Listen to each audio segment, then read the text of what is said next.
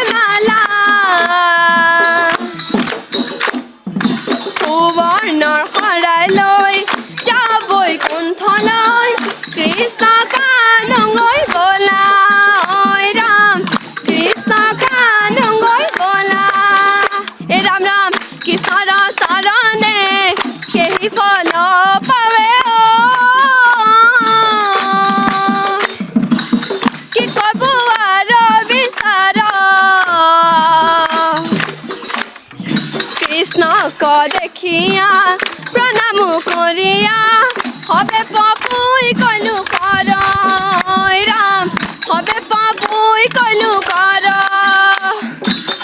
আজি হৰি নাম